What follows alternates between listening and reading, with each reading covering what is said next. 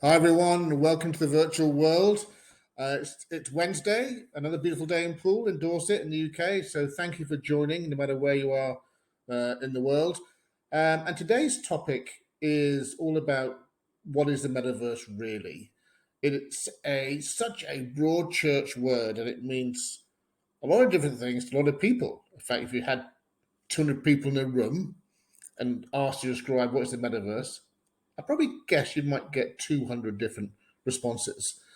So I thought I'd give my take on what I think the metaverse really is, and hopefully it will add some value to you as we go forward. I know I was talking to someone yesterday who said, "Wow, that's a brave topic. You're going to get a lot of haters out there who will have their own opinion on it."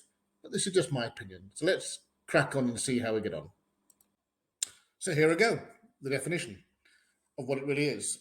And I think I'm going to start off by just kind of putting it into context about how we're not alone in trying to figure out how difficult it is to describe what a metaverse is. And I'm not going to go into all the traditional descriptions of people talking about the breaking the word down to meta and verse and the book and the film and all that kind of stuff.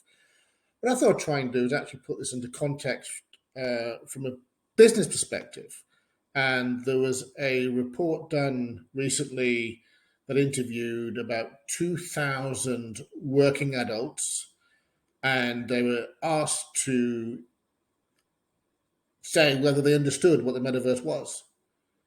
And only 16% actually knew, in their own description, what the metaverse really was. So I was kind of got this video playing over here to the right, thinking, well, actually, how difficult would it be for anyone listening today to describe it in a couple of sentences? So a little test, if you wouldn't mind, put it on link in the chat below. If you like, I'm on the kind of YouTube channel, subscribe below. Can you describe what the metaverse is in a sentence? Please do have a go. Let's see what we get. So thanks for doing that. If you found the time to quickly describe it in a couple of sentences, but also we are not alone in figuring out the confusion of this description of the metaverse. Not even the analysts can agree how to quantify it in terms of its forecasted growth. And I've been doing a lot of work recently in terms of doing some analysis on the market for our own business and looking at the size of the metaverse market running up to 2031. And looking at all the reports, McKinsey saying, "Oh, it's 1.5 trillion." Goldman saying, "Oh, McKinsey don't know what we're talking about. It's actually 5 trillion." And then most recently, Citi came out and said, "No, actually, the metaverse as a whole is 13 trillion." And they're probably all right, but because we don't understand or we don't have a clear definition yet, broadly speaking, across the entire corporate sectors of what the metaverse really is. So this is probably why they're all right. So the metaverse is a massive entity. We all know that. But what does it really mean in relation to business? We all kind of get what it means to the gaming industry in terms of the consumers that will be joining and participating in games or even massive events like watching your favorite band. There was a recent band that had 27 million people participating in a rock concert. 27 million people joining in a rock concert in the metaverse. So we know that it's huge, but then we really understand what it really means as we break it down. So here's an interesting thing around a very recent definition this year of describing the metaverse, the impact it has on business. Reach new customers, create innovative products and services, promote and market through engaging methods, reduce the cost of production operation, and remarkably improve organizational efficiency. This was a definition of the metaverse this year. But this is no different to the definition that we had in 1995, in the mid 90s, describing the World Wide Web. It's no different to that definition. when the web came into existence and we were very early mainstream looking at it, we were talking about these things back then. Oh, you're going to be able to reach a global audience. You're going to be able to create these new products that are very web based. There'll be a generation that will access the web on plastic devices called the mobile phone. They'll be completely engaged for hours and hours. You'll be able to use the distribution methods, Amazon, eBay, all these kind of portals of distribution, which you can market your products through. And because the internet is what it is, it will have huge cost reductions on the supply chain. And because you've got the web, you're going to have access to all of your employees, all of your stakeholders, all of your customers. No different what we were describing the web in the mid 90s to what it is as a definition today to talk about the metaverse. So, really, it's no different than what we had 30 years ago. So, the metaverse is not a technical revolution for business. It's certainly not. I just think it's an evolution of progress that technology is enabling us to do.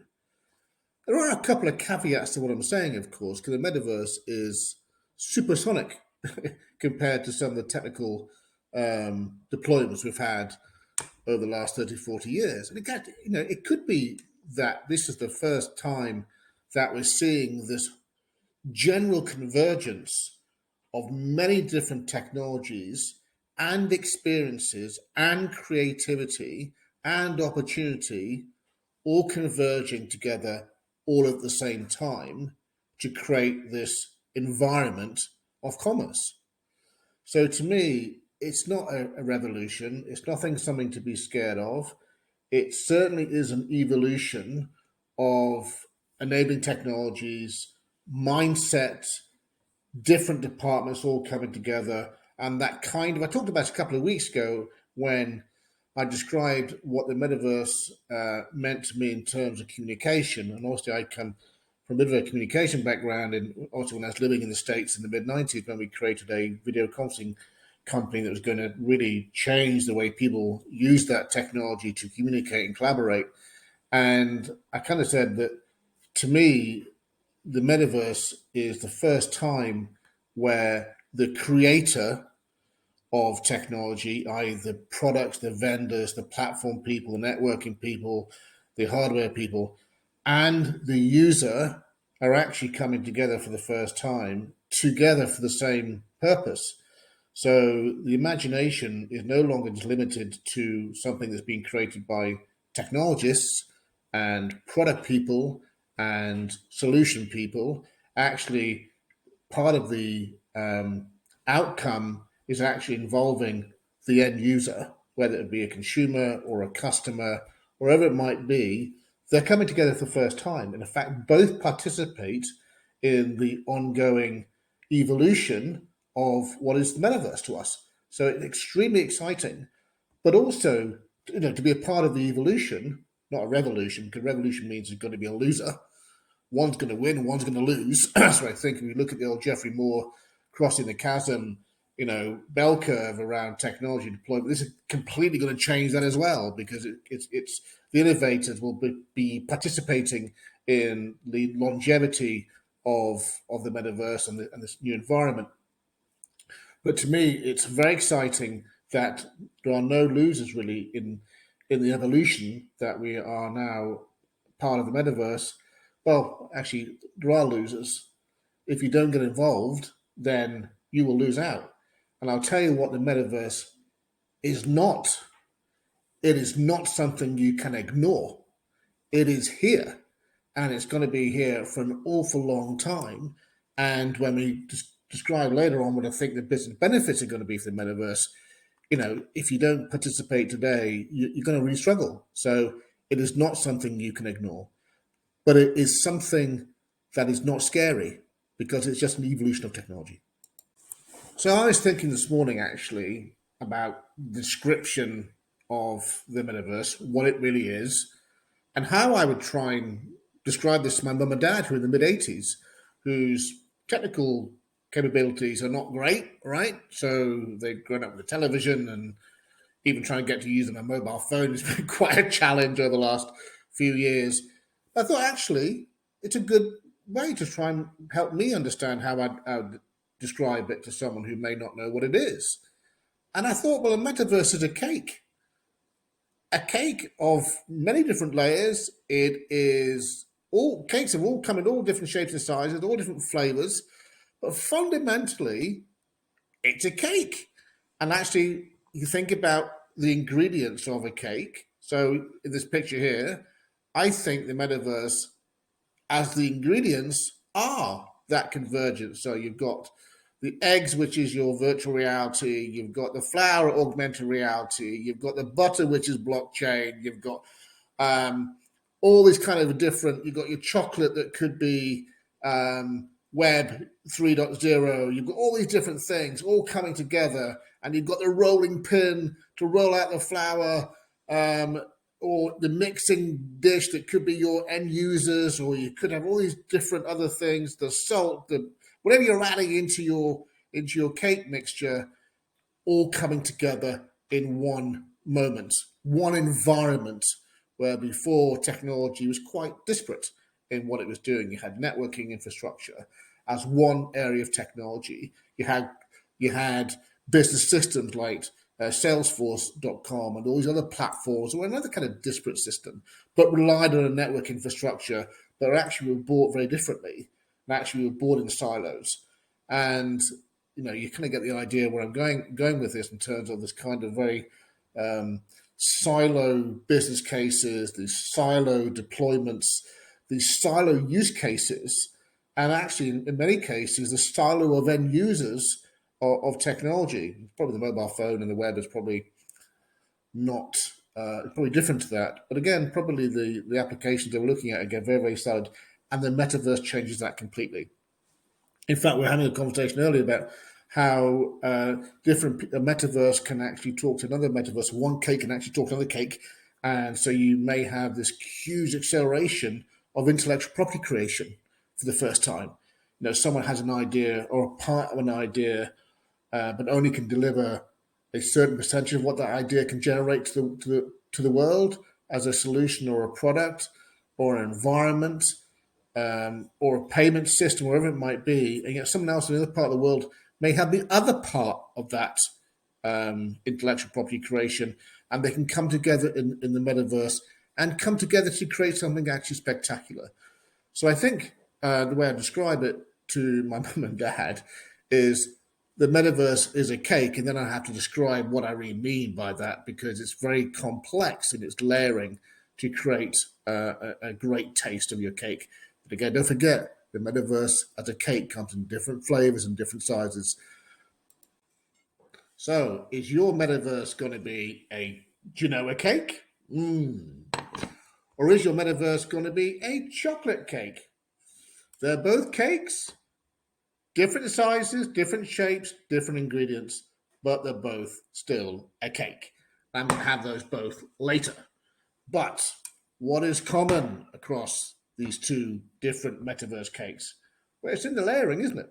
So the metaverse is layers of many different ingredients, different departments, different users, all, as I said before, all coming together to make your own specific metaverse cake.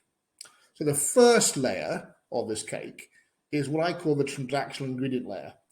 This layer of technology manages and controls all the payments and monetization.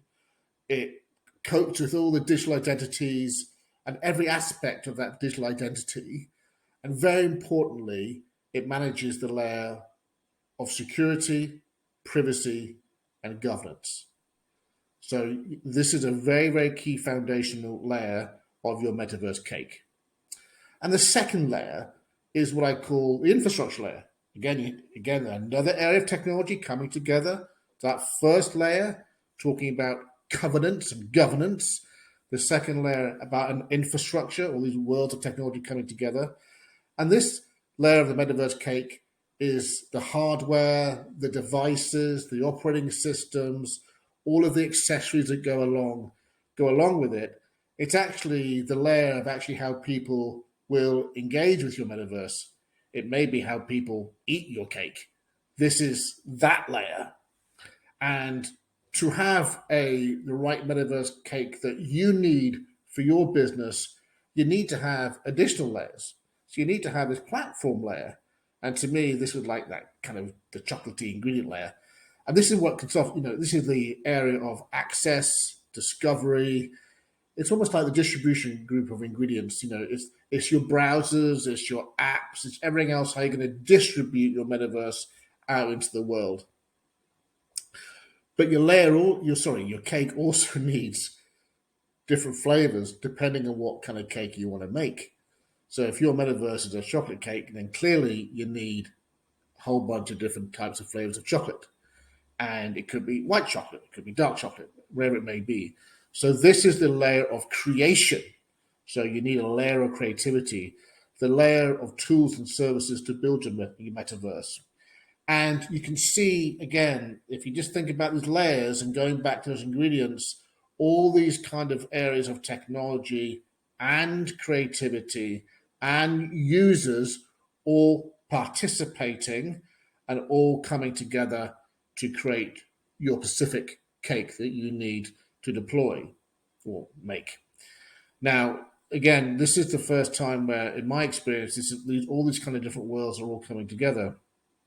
And actually, there's a final layer that you need, which is the cream on top of your cake, which is the applications and your virtual worlds.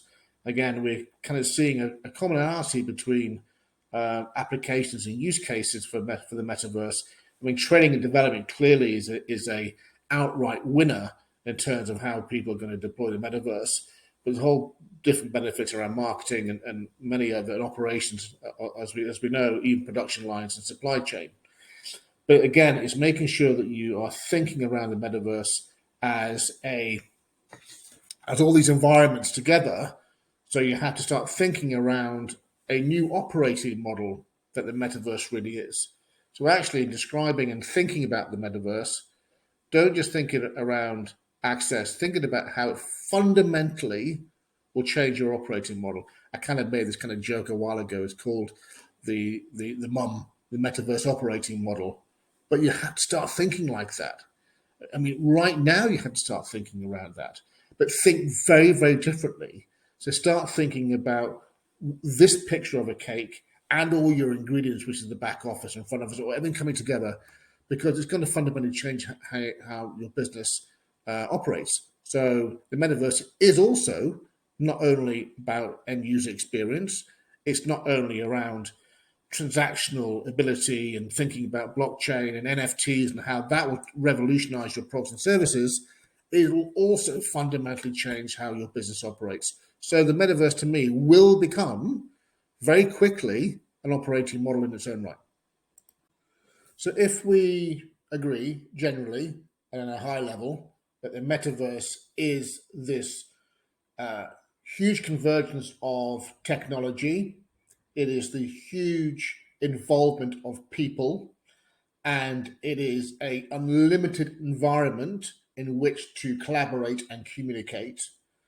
And fundamentally, therefore, it becomes a new operating model for your business. Then we have to start thinking about what the use case and benefit of the metaverse really is. And we're already seeing in the fashion industry, for example, very little production costs for the new ways of creating and selling jewelry. The No supply chain issues. There is such a deeper personalization of engagement. I mean, the sensory explosion of being able to try on jewelry or even clothes before you even buy in the metaverse, like even going to a shop, it's just becoming more and more common. And the big brands like Burberry and Gucci and many others, and Tommy Hilfiger really is pushing the boat out and becoming a leader in the space already. It's just quite dramatic. So you've got this kind of huge, deep engagement. Therefore, you've got a higher profit margins because of all the other issues before, low supply chain costs, low production costs, speed of delivery, because you're trying on buying a digital piece of clothing before you actually purchase it, the physical asset, huge storage cost saving, and everything else like that, and therefore you got a much better reach. So the whole, the fashion industry is seeing a huge um, evolution in how they are going to market and how they're running their businesses. And obviously, in the gaming industry, that's quite obvious. In the events industry, as I mentioned earlier, huge differences around that. And obviously, in the financial services space, seeing a whole new set of revenue streams coming from brand new digital services in the areas of payments and smart contracts and IDs, and a whole set of new processes being created from lending and borrowing, and a whole swathe of new products and services that traditional banking could not have even dreamed of even a decade ago, because we've now got the introduction of blockchain and NFTs and so on. So, what the metaverse is the ability to kind of truly transform your business if you really take on board that it's a end user experience, it is a platform distribution, it is multiple end user technologies coming together, and an environment in which to distribute and collaborate. Then you're going to really understand and change how your business operates, to change your operating model. So the metaverse really is a opportunity to achieve that real kind of old fashioned word, I think, of digital transformation, but it truly is that. So it'll help you evolve your business to reach excessive new markets and deliver amazing new products and technologies and services, the ability to collaborate with new audiences like you've never done before. So really, it is that true evolution of technology. So again, just in summary, again, I just want to emphasize my own personal opinion about the real underlying benefits of the metaverse and what it really is. It really comes down to this kind of this. I'm repeating myself again, but this new operating model, which will transform every area of your business. And I think if we are kind of dipping our toes into the metaverse water, and which I think you should do, in terms of doing a proof of concepts or early stage pilots, but don't limit those. Make sure that you are incorporating every aspect of your operating model, from finance, supply chain, sales, marketing, production, no matter what it might be. I think that's what the metaverse really is to me. It is this new operating model. I'm going to call it the metaverse operating model, the mum. And as my mum would say many years ago, you can't have your cake and eat it. Well, in fact, with the metaverse, you can. Mm.